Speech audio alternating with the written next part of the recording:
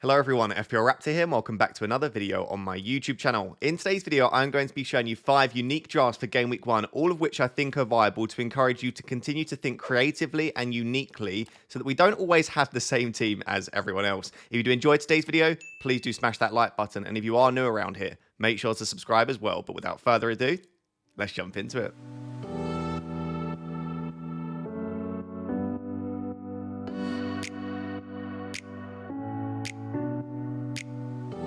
So guys, let's jump into taking a look at these 5 drafts. And there were a few comments last year about you never go for any of these drafts. Why are you doing this just for content? And obviously there is some stuff that is content focused. I am doing it for entertainment as well as info.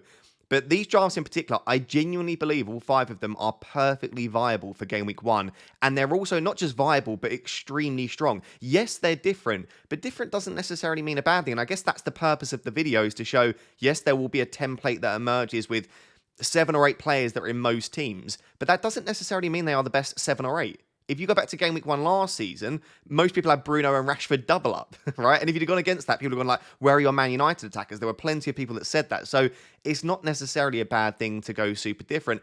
And I pride myself on this channel on making sure that people continue to think creatively and uniquely. And so that's the purpose of the video today, to entertain you, but also to encourage you to continue to think uniquely and innovatively as well. So this first draft here, I've called a Game Week 3 wildcard team, and what I mean by that is it's a planned wildcard in Game Week 3, and you are absolutely attacking the opening 2 game weeks for fixtures, high upside picks that might become rotation risks over time, but that you think will get you maximum points in the opening 2 game weeks. And the reason that I think this is even more viable this year is due to the 5 free transfers. So just to recap, you can now roll up to 5 free transfers rather than 2. So you still only get the 1 free transfer every week. But if you choose to not use that, then you can keep rolling, and you could hypothetically, whether you think you can get there or not, roll 2 5 free transfers.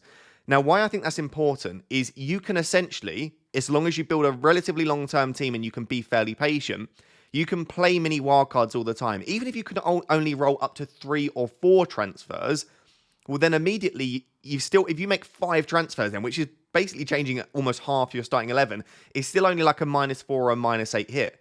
So I truly think the value of the wildcard is going to be at an all-time low. That's my opinion. I think the wildcard will be so much lower this season, the value of it, in comparison to previous seasons. So that's the first thing, is playing an early wildcard might not be as much of an issue because I don't think it's necessarily going to be as valuable. I could be completely wrong, but that's my opinion. And also, not only can you roll up to 5 free transfers now, but when you roll, let's say 4 or 5 transfers and then play a wildcard, in the past, your wildcard would wipe out any free transfers you'd saved.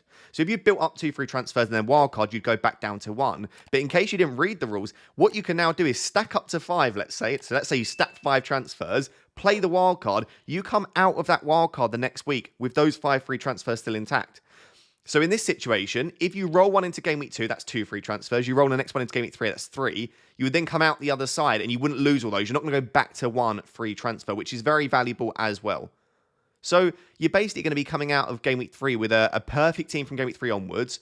And also you'll have these free transfers. And the other reason why I think, before we actually look at the players, why I think a Game Week 3 wildcard can work and why an early wildcard can work is we don't know who's going to start the season well. We don't know which teams are going to be firing all cylinders. We don't know which of those players are going to start the season smashing it and you're going to desperately want to jump on. 2 weeks of information isn't a massive amount, but you do start to get quite quickly the trends of players that are going to perform well. And obviously there are some big fixture swings in Game Week 3 too. So let's say by Game Week 3, I'll use Aston Villa as an example. You've got the likes of Ezri Konsa, Bailey, Watkins, could be really good options. Even Rodgers. Is Rodgers going to get enough minutes? We're not sure. And those opening 2 fixtures, they're not great. But let's say that Aston Villa look really good against West Ham and Arsenal in those opening 2. Well, come Game Week 3, they've got a beautiful fixture run. You can know which triple up to have. Chelsea as well. I know they've got an okay fixture in Game Week 2 as well, but from Game Week 3, the fixtures are still pretty good, so you can know which 3 Chelsea. You can know which City assets you want to load up on as well. So I just feel like there's a lot of value in playing an early wildcard, and a lot of the time I say I'm not going to wildcard early because I think there's value in holding it. But in the situations that I've just listed, I actually think it could work quite well this year. And like I said, not only all of those positives, but it really allows you to attack the opening 2. So what I've tried to do with this team is just target the fixtures. So I've got triple Liverpool, because Liverpool have Ipswich and Brentford. I've got triple Newcastle, because they've got Southampton and Bournemouth. I've got double Forest because they've got Bournemouth and Southampton. So the same fixtures actually as Newcastle, but just reversed. And then I've got Spurs because they have Leicester and Everton. So that is it. I've got triple Liverpool, triple Newcastle, double Forest, and double Spurs. So yes, all of my eggs are in a few baskets, but this is how you go super aggressive with it. And there are a few picks in here that you wouldn't necessarily want to hold long term. I would say both Spurs assets, considering they play Newcastle and Arsenal in Game Week 3 and Game Week 4, most people will go without Spurs altogether. So immediately you're gaining Porro and Son against Leicester. That is really, really nice. Obviously, this would be dependent upon whether Spurs do sign a number 9 and whether Son is still on penalties. But that's immediately a big differential gain that you could have there. The other one is Newcastle. I've put Lewis Hall in here. I genuinely think at the moment Lewis Hall will start at left back and it will be Dan Burn or Kelly at centre back with probably Livramento or if Trippier stays at right back. So I think Lewis Hall gets the nod at left back and you can almost take that risk because even if he doesn't, if he gets the nod in Game Week 1, you've then got Gvardiol on the bench against Ipswich to come on in Game Week 2. So you only need Hall to start that first game and that's the benefits of this Game Week 3 wildcard is that you can really attack that first game week.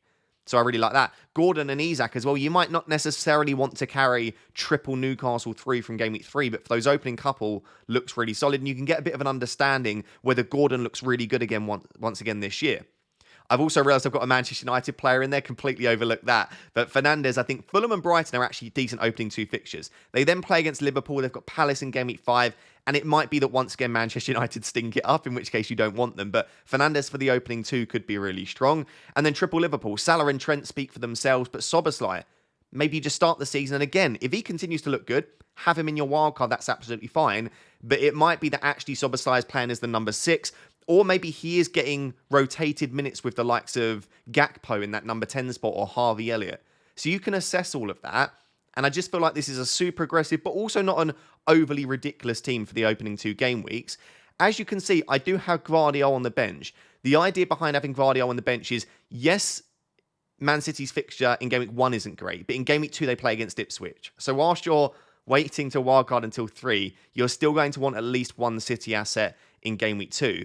And what I have in mind for this team, I do actually have 0.5 in the bench, by the way, but what I have in mind for this team is probably Son to Foden or KDB in Game Week 2, if you don't want to save up those transfers. But if Sonny smashes it against Leicester, maybe you just keep him against Everton. And again, like I said, there is the value. You don't have to use your free transfers now before the wildcard, so you would carry those free transfers through after the wildcard. So listen, I think this is a really strong team. You could start the season on fire. And actually, sometimes it's easier to protect a lead in a mini league or a rank. If you start the season well, then you just start playing a little bit safer from the get-go. So listen, I really like this team. Let me know down below if you're considering an early wildcard. This team is rated at 94% according to Fantasy Football Hub and predicted to get 64.6 points in Game Week 1, which is very high. If you want to get your own team rated for free, there will be a link down below in the description. Top link will allow you to get your team rated for free. All you do is upload your screenshot, get your AI team rating, and let me know what that rating is down below.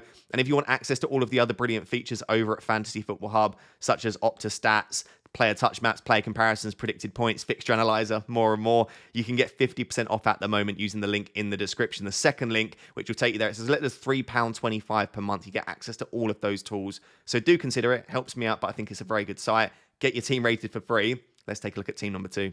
So guys, the second team is definitely an interesting one, and I've probably gone slightly overboard in the direction of proving the point of why it might work, and you probably won't want to go fully all in like this. But the idea with this draft is target the best teams. I truly believe, once again, maybe Liverpool a slight doubt due to new management, but I truly still believe that City, Arsenal and Liverpool are probably the 3 best teams in the league, and especially City and Arsenal, you would expect to do very, very well once again. So with that in mind, and it's, by the way, it's not necessarily a great thing all the time to target the best teams. What you want to do is target the players that you think will do best in FPL. But often they are from the best teams. And I do wonder if I'm picking like 2, like I've had recent drafts that have had no Arsenal, 1 City, and like 2 Liverpool. And I've got like triple up on a random team that I don't think, like I've got like double Nottingham Forest and double Brighton. And I'm like, why am I not picking players from the best teams? So this draft here is picking players from the best teams. And not only that, but looking at the data, who is the best defense? Well, let's pick loads of defenders from that team. Who are the best attacks? Let's pick attackers from their teams. And again, you might not want to go this overboard, but if you'd have gone with a team similar to this last season, you probably would have done very well. Only if, though, and this is the big if, you kind of keep it fairly long term. So I would say this is a team you have to be fairly patient with because there will be players that outscore them in the meantime. But across a longer period of time, you would expect these three teams to deliver. So I've gone triple Arsenal, triple Liverpool, double City, and then I've got Miguel in goal. I'm fully aware that Sells might start instead. It doesn't really matter for the purpose of this video. That could be any 4.5. I've then got Nkunku, and then I've got Isak. So I'm largely taking up my team with those very best teams. And obviously, last season, Arsenal were comfortably the best defence in the league. And I don't just mean in terms of clean sheets. And when I say comfortably, we have never seen anything quite like the stark contrast between their expected goals conceded and second and third.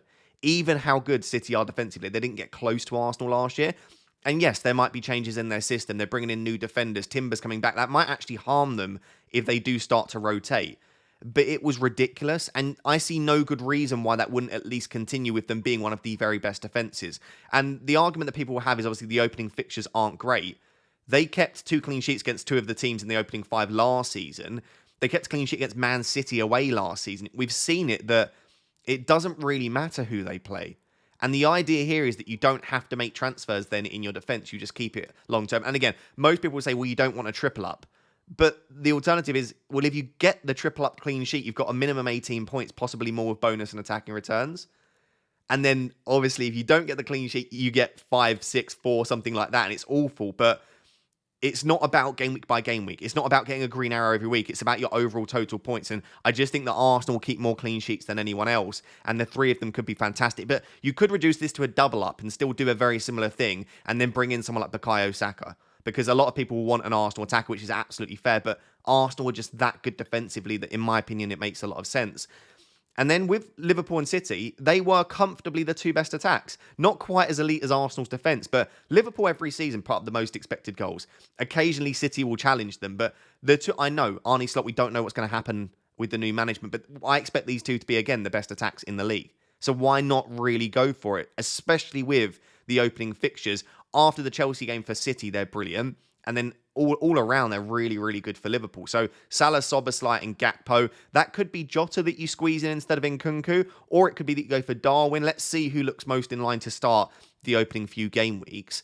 But it's a really, really strong 3 attacking Liverpool options, in my opinion. And then obviously I can't squeeze Haaland in here if you want all of the other options. You could do Jota instead of Salah and try to get Haaland in for Gakpo or Isak, but I think Foden and KDB, if they look like they're in line to start game week 1, which is a big if, we need to see how many minutes they get in the Community Shield, I think they could be really nice differential options because so many other people will go for Saka, Salah, Palmer, but City will score goals every single game pretty much. And that game against Ipswich at home in game week 2, they could pay back having them in that one game alone. And that's no disrespect to Ipswich, but you would expect, especially at the Etihad, City to score a fair few goals there. So listen, this might be slightly overboard. You might want to remove Gakpo for someone else. You might want to remove one Arsenal defender. But I seriously don't think you would go horribly wrong by looking at the data and trying to own as many players as possible from those very best teams because we expect them to be strong every single game week. And I think you will tick along quite nicely with this team. Let me know down below if you think this is a bit overboard or if you like the idea of putting all of your eggs in one basket. It's one of those where if Arsenal are much worse this season and Liverpool do struggle under Slot, you are probably either forced into an early wildcard or you just have an absolute stinker of a season. But alternatively, if the data continues to trend in the way we've seen it in recent years, this team could perform very, very well. It's rated at 91% according to Fantasy Football Hub, so certainly not too bad. 63.7 predicted points. I probably slightly prefer the Game Week 1 approach, just because I think you go super aggressive in wildcard, but I do really like this team. So the next team, again, will not be for everyone, but perfectly viable option, especially given the changes to the bonus point system that may make premium defenders slightly weaker. This is an all-out attack team. So I've used all of my budget, but I have gone as cheap as viable with the defense. But I've not gone stupid, because if I'd have shown you a defense with 2 starting £4 million defenders, it's like, well, that's not a viable defense. So what I've done here is 4 £4.5 million defenders, where you have to start 3 of them every week. Plus, you've got Barco on the bench, who looks like he's going to start at least the opening 3 game weeks. Might get longer, depending upon Estepinian's recovery. And also, if he starts well enough, there's no guarantee that Estepinian comes back in. And I've seen some Brighton fans suggest Estepinian might play as a left centre-back if they choose to play a 5 at the back. So he could start all season. He's the sort of player that would rise very quickly in price. So really at the moment, you've got 5 starting defenders which you can rotate. And what I've tried to do with this is Murillo and Mykolenko, you can play pretty much every game week over the opening 8 to 10. Murillo's got a slightly dodgy fixture in game week 4 against Liverpool. Mykolenko's not got the greatest fixture in 2 and 4 against Spurs and Villa. But in game week 4, Konsa's got Everton, and in game week 4, Barco's got Ipswich. So you can rotate them in. And largely, like I said, Murillo and Mykolenko, you can play every game week. And with Konsa, you can play him in pretty much every game week from game week 3 onwards. So whilst these players do rotate nicely, most of them you're comfortable playing pretty much every week. There are some slight risks with Livramento and Barco, whether they're going to have long-term minutes. But I genuinely think this is an extremely strong defence, considering you're not paying a lot of money. And when you actually look at it, again, imagine that Miguel is Sells or Miguel, whoever you want to go for, or just go for someone like Flecken or Henderson. It's up to you. But you've got 4 home fixtures in the opening game week here as well with that defence. So I really like it. I don't look at that defence and go, oh, that's awful. Like, you really don't want to do that. And what that allows is you to go all out for the attack. You can spend all of your remaining budget, which is quite a lot at that stage, on building out the best attack possible. And you've got 2 ways that you can do this. You can squeeze Salah and Haaland in like I've done here, which probably still means that you will have a cheap attacker, or you can spread your funds around. So you can just go for one of them, and if you only go for one of them plus that cheap defense, every single attacker is really, really strong. You can even have a strong bench attacker too.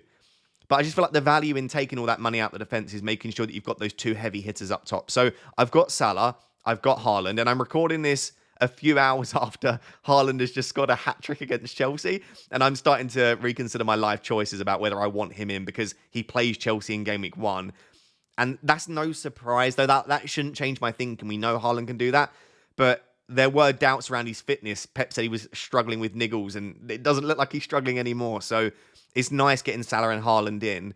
And then when you look at the rest of the team, you've still got Saka in there. So you've still got another premium midfielder. You've still got Isak in there. You've got Eze and Nkunku, who are both extremely good value. All this means, if you go for all of those other strong players, is you have to have one cheap £5.5 million midfielder. In this situation, I've got Andreas. It could be Semenyo. It could be Hudson-Odoi. It could be Smith Rowe, another player at Fulham.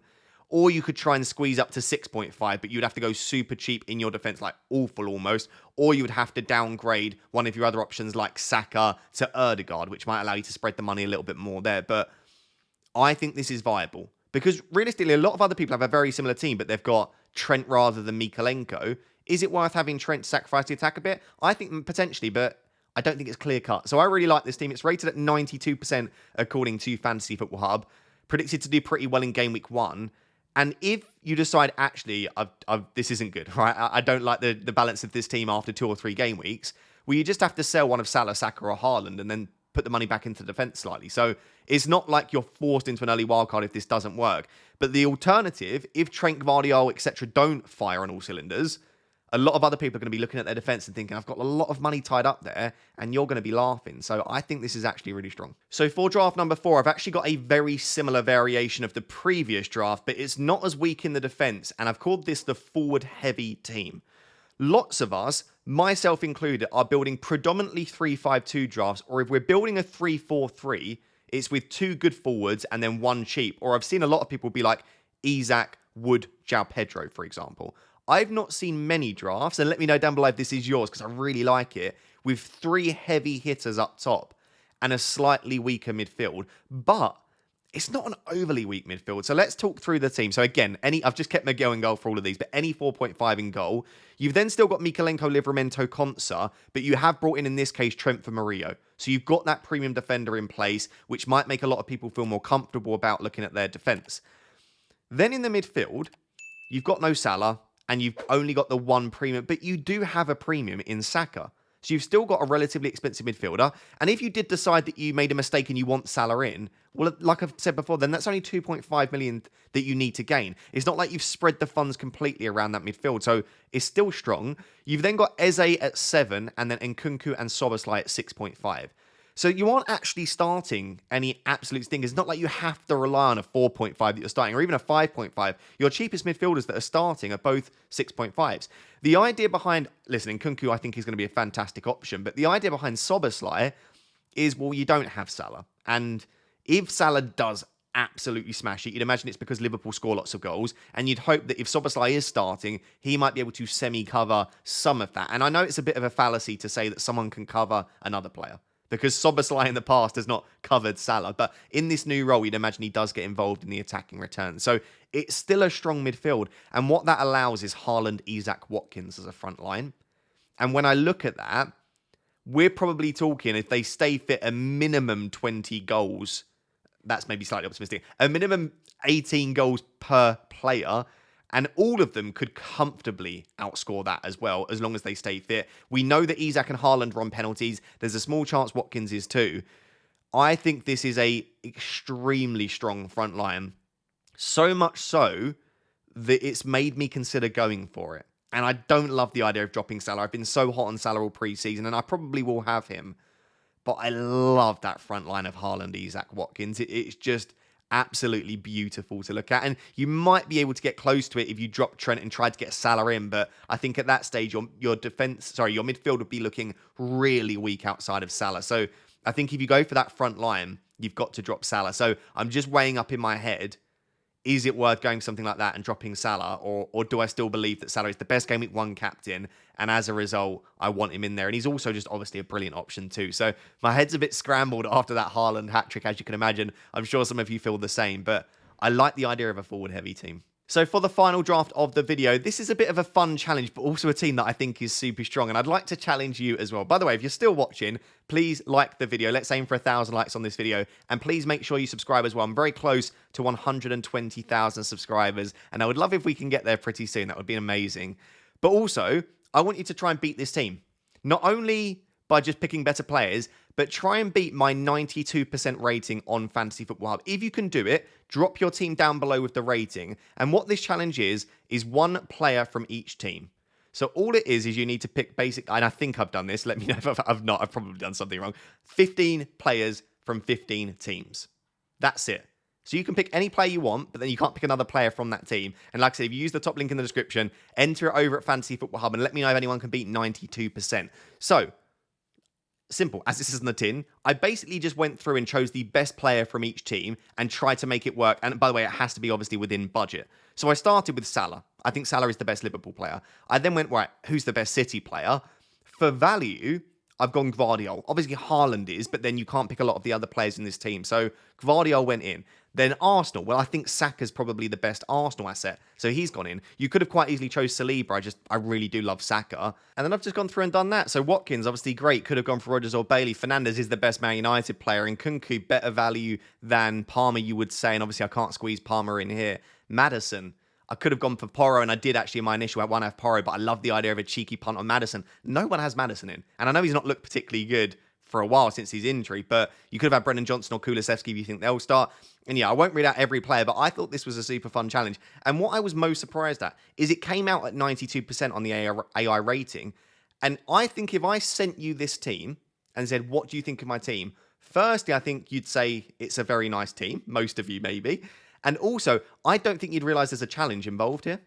I think you'd look at this team and just go, you've just picked a really strong team. Because apart from Maddison, maybe you'd spot that. But if you went for, I don't know, Eze rather than Maddison and Porro rather than Munoz, right? If you just switch those two, it just looks like a really, really strong team. So, I mean, this isn't for everyone, and you don't necessarily need to do this. But if you are looking for a fun way to play FPL this season, maybe it's got a bit dry for you and you're just struggling, set yourself the challenge all season. I'd love to see how well someone will do it, I'm sure, how else someone could do by only having one player from each team. So if you decided actually you wanted to own Ben White instead of Saka, well, it's 2 transfers at that stage, right? You've got to remove Saka and then bring in White, and then you've got to obviously remove one of your defenders and bring in a player from another team. So it could get a little bit tricky with moving the pieces around, but equally it could be a very fun challenge as well. And like I said, I am challenging you. Let me know down below what's the best rating that you can get doing this challenge by picking one player from each team. So guys, there you have it. Those are 5 unique drafts, all of which I think are perfectly viable for Game Week 1. And like I said, hopefully they continue to make you think independently and critically and have a bit of fun with FPL as well. And if you did enjoy today's video, please do smash that like button. Like I said, let's aim for 1,000 likes. And I am very close to 120,000 subscribers. So I would really appreciate if you could subscribe as well. But until next time, thank you very much for watching. Bye-bye.